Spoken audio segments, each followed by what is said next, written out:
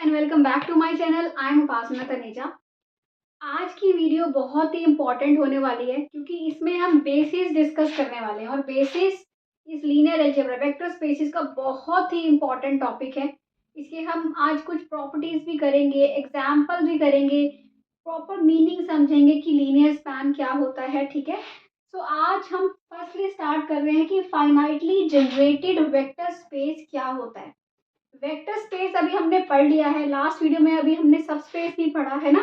तो अब हमने पढ़ना है कि फाइनाइटली जनरेटेड वेक्टर स्पेस क्या होता है। सेम वही है, वी एक वेक्टर स्पेस है, एस उसका कोई एक सबसेट है सपोज करो। ठीक है, तो वो कहेंगे कि जो वी है वो अगर V is equal to L S, मतलब कि आप एल एस क्या है, एल एस क्या है, जो सेट एस है उसके पॉसिबल लीनियर कॉम्बिनेशंस हैं। अगर अगर एल एस वी के इक्वल है, या फिर आप कह दो कि ईच, इसका मतलब क्या होता है इस स्टेटमेंट का, इसका मतलब होता है कि जो वी के वेक्टर्स है ना वो एस के एलिमेंट्स के लीनियर कॉम्बिनेशन में लिखे जा सकते हैं। अगर आपको ऐसी चीज मिल रही है, इसका मतलब क्या होगा, वी को हम फाइनाइटली जनरेटेड वेक्टर स्पेस बोलेंगे अगर एस फाइनाइट है, और अगर एस फाइनाइट नहीं है तो हम बोलेंगे not finitely generated vector space, N F G V S. Okay, ये तो हुआ फाइनाइटली जनरेट। अब हमारा मेन टॉपिक आता है बेसिस।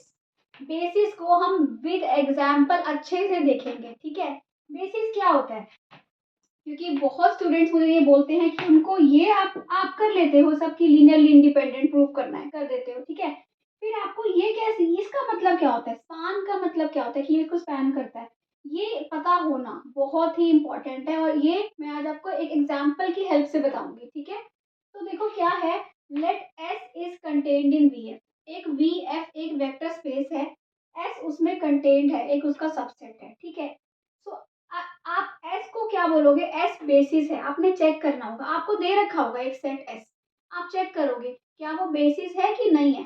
तो बेसिस चेक करने के लिए आपको दो चीजें चेक करनी है। क्या, एक तो आपको चेक करना है कि जो एस है ना वो लीनियरली इंडिपेंडेंट होना चाहिए। ठीक है, लीनियरली इंडिपेंडेंट चेक करना बहुत इजी है, आप लीनियर कॉम्बिनेशन में लिखते हो, आप सॉल्व करके देखते हो, अगर आपको ए बी सी तीनों जीरो मिल रहे होते हैं, ये मैं आपको एक वीडियो हम कर भी चुके हैं अलग से जिसमें लीनियरली डिपेंडेंट और इंडिपेंडेंट किया था, राइट।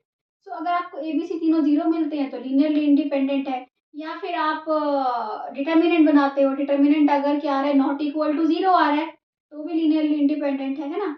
वो आपको चेक करना आता है, सबको आता होता है। ठीक है, उसके बाद आता है कि ये चीज चेक करना कि L S equal to V, कि क्या each, L S equal to V का मतलब क्या होता है, ईच वेक्टर ऑफ वी, जो वी के सारे वेक्टर्स हैं, क्या क्या हम उसको एक्सप्रेस कर सकते हैं एस के लीनियर कॉम्बिनेशन में। ठीक है, ये मैं आपको एक एग्जांपल की हेल्प से समझाऊंगी अभी। अगर ये दो चीजें कंडीशन सेटिस्फाई हो रही होती हैं तो एस क्या बनता है, बेसिस बनता है। ठीक है, then S is said to be a basis of V. और ये एग्जांपल बहुत इंपॉर्टेंट है। तो उसको एग्जांपल को करने से पहले मैं आपको एक चीज बताऊंगी, आपको पता होना चाहिए क्या, कि स्टैंडर्ड बेसिस क्या होते हैं। सपोज करो व्हाट आर, मैं एक आर आर स्क्वायर की स्टैंडर्ड बेसिस क्या है। ठीक है, आर स्क्वायर के स्टैंडर्ड बेसिस होते हैं 1001। Each vector in R square can be express as linear combination of these two. ये लीनियरली इंडिपेंडेंट तो होते ही हैं, है ना, 1001, ये दोनों क्या होते हैं, लीनियरली इंडिपेंडेंट होते हैं। और आप आर स्क्वायर का कोई भी वेक्टर उठा लो, कोई भी उठा लो, उसको आप इनके लीनियर कॉम्बिनेशन में एक्सप्रेस कर सकते हो। जैसे कि आपने उठाया सपोज 2 3, तो आप क्या लिख सकते हो, 210 प्लस 301, तो आपको क्या मिल जाएगा, 2 3।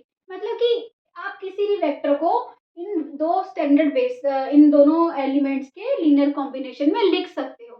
तो इसको हम बोलते हैं standard basis of R square.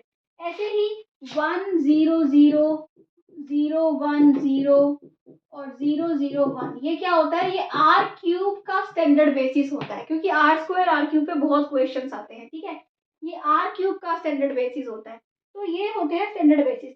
Why they are called standard basis, because they are, these three are linearly independent first of all, and second thing that each vector in R3, है ना, कि वो क्या कहते हैं, each vector of V, each vector in R3 can be expressed as linear combination of elements of S।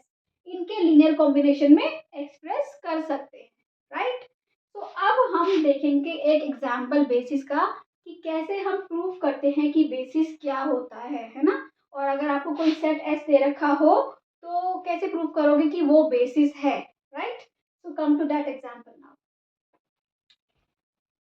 सो अब हमें पता है बेसिस क्या होता है। हमें दो चीजें चेक करनी है कि क्या लीनियरली इंडिपेंडेंट है या स्पान, और सेकंड चीज की स्पैन करता है कि नहीं करता। अगर दो चीजें सेटिस्फाई हो रही हैं इसका मतलब वो क्या होगा, बेसिस। ये जो एस होगा, सपोज इसको मैं एस बोल देती हूँ।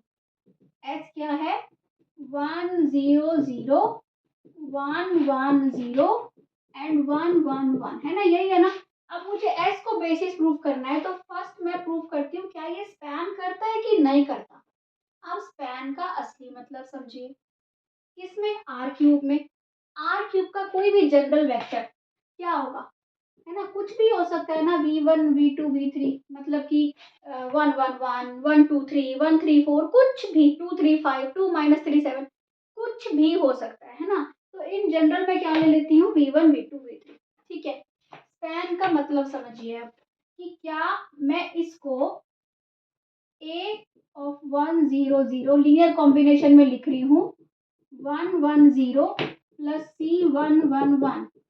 तो आर क्यूब का कोई भी v1 v2 v3 एक general vector should be expressed as linear combination of these three vectors. अगर ये है that means L S is equal to V, है ना, that means linear span of S is equal to V, ये condition. अच्छा, ये क्या मिलेगा आपको, ये मिलेगा आपको 100 110 111, है ना, ए बी सी, इसको मैं ऐसे लिख सकती हूँ ना।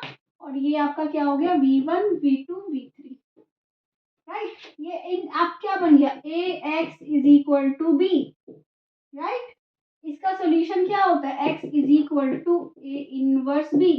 अगर ए इनवर्स एग्जिस्ट करेगा तो इसका मतलब इसका सोल्यूशन मिल सकता है, हेंस लीनियर स्पैन में हम कर सकते हैं एक्सप्रेस, ठीक है। ए इनवर्स एग्जिस्ट करने के लिए क्या होना चाहिए, determinant of A should not be equal to 0। अब मैं डिटर्मिनेंट ऑफ ए निकालती हूँ, क्या होगा 100, इसको तो यहाँ मैट्रिक्स से लिखो 110 111, राइट। क्या आएगा 1 1, राइट, इज इक्वल टू 1 आ गया, नॉट इक्वल टू 0। इस क्योंकि आप इसके करोगे तो 0 0 हो गया, तो आगे खोलना ही नहीं है ना, तो 1 नॉट इक्वल टू 0। इसका मतलब आपको क्या मिल गया कि ये एक तो सॉल्यूशन एग्जिस्ट करेगा, इसका मतलब लीनियर स्पैन है ना। ओके, सेकंड थिंग डिटर्मिनेंट, ये मैं आपको प्रॉपर्टी बता चुकी हूँ पहले कि अगर ऐसे आप मैट्रिक्स बनाओ और डिटर्मिनेंट नॉन जीरो आ जाए, इसका मतलब ये जो सेट ऑफ वेक्टर्स है वो क्या है, लीनियरली इंडिपेंडेंट है। तो दोनों चीजें इसीलिए प्रूफ हो गई, लीनियरली इंडिपेंडेंसी प्रूफ हो गई, स्पैन भी प्रूफ हो गया कि ये, hence this is a S is a basis, S is a basis of R3। और आपको एक बात पता है, डायमेंशन हम वैसे अलग टॉपिक करेंगे, बट डायमेंशन क्या होती है, जो एस आपको दे दिया, एस में कितने एलिमेंट्स हैं, 3 एलिमेंट्स हैं, ठीक है। तो डायमेंशन क्या होती है, बेसिस की जो कार्डिनैलिटी होती है दैट इज कॉल्ड डायमेंशन। तो इसकी डायमेंशन क्या हो गई, 3 हो गई, है ना। So this is called basis, ठीक है। अगर वैसे आपको लीनियरली इंडिपेंडेंस चेक करनी होती तो कैसे करते हो बताओ। ये 3 इक्वेशंस आप ऐसे ही क्या करते हो, लीनियर कॉम्बिनेशन में लिखते हो, इसके जगह पे 0 0 0 लिख देते हो, है ना। तो क्या मिलता, a प्लस बी प्लस सी 0 मिलता, है ना, और आपको b प्लस सी 0 मिलता, और c क्या मिलता, 0 मिलता। और जब आप इन तीनों को सॉल्व करते तो a equal to B equal to C 0। तो यहाँ से भी आप कह सकते हो कि जो ये है set of vectors is linearly independent. Span आपने दिखा दिया, लीनियरली इंडिपेंडेंट आपने दिखा दिया, चाहे ऐसे दिखा दो चाहे ऐसे दिखा दो, है ना। सो दैट मीन्स आपको पता चल गया कि ये जो एस है वो क्या है, बेसिस है। And what is the cardinality of this basis, 3। Cardinality मतलब नंबर ऑफ एलिमेंट्स कितने हैं, इसका मतलब डायमेंशन क्या हो गई इस बेसिस की, 3 हो गई। This is cardinality, basis, dimension, like that, okay. तो आई होप आपको क्लियर हुआ है। अब मैं बेसिस की कुछ प्रॉपर्टीज लिखूंगी, ठीक है। So let's come to that now. So ये कुछ प्रॉपर्टीज़ हैं, आप नोट कर सकते हैं और ये प्रॉपर्टीज़ आपको बहुत हेल्प करेंगी आप जब क्या सॉल्व करोगे एमसीक्यूज़, ठीक है? एमसीक्यूज़ में वहाँ पे इस टाइप की चीज़ें बहुत पूछी होती हैं, वहाँ पे आपको जो कट करने होते हैं पॉइंट्स, तो वहाँ पे आप ये चीज़ें अगर आपको पता है कि ये लार्जेस्ट लीनियरली इंडिपेंडेंट सेट होता है, तो अगर आपको ये चीज़ें पता है तो आप इज़िली मल्टीपल चॉइस क्वेश्चंस कर सकते हो। एंड लास्ट आपके लिए ये एग्ज़ाम्पल है 1, 2, 1, ये आपको एक सेट दे रखा है एस, आपको प्रूव करना है या चेक करना है is this set a basis और नॉट। अगर ये बेसिस है या नहीं है तो प्लीज ये कमेंट सेक्शन में बताइए what do you find after checking this, अगर आपको चेक करना अब आ गया है, ठीक है? तो बेसिस चेक करके बताइए और अगर आपको अच्छा लगा है तो प्लीज चैनल को सब्सक्राइब कर दो, वीडियो को लाइक कर दो और मेरे चैनल पे आपको मॉडर्न अलजेब्रा और रियल एनालिसिस, कॉम्प्लेक्स एनालिसिस की बहुत सारी वीडियोस मिल जाएंगी। बहुत सारे टॉपिक्स, मॉडर्न अलजेब्रा तो हमने पूरा ही कवर कर लिया है, कॉम्प्लेक्स एनालिसिस भी हमारी काफ़ी कवर्ड है। तो अगर आपको वो चीज़ें पढ़नी है तो चैनल को विजिट कर सकते हो। अगर अगर अच्छा लगे तो प्लीज़ अपने फ्रेंड्स के साथ, अपने कलीग के साथ, जिसके साथ भी आपको शेयर करना आप शेयर कर सकते हो। This will motivate me, I need your support. Thank you for watching, bye bye.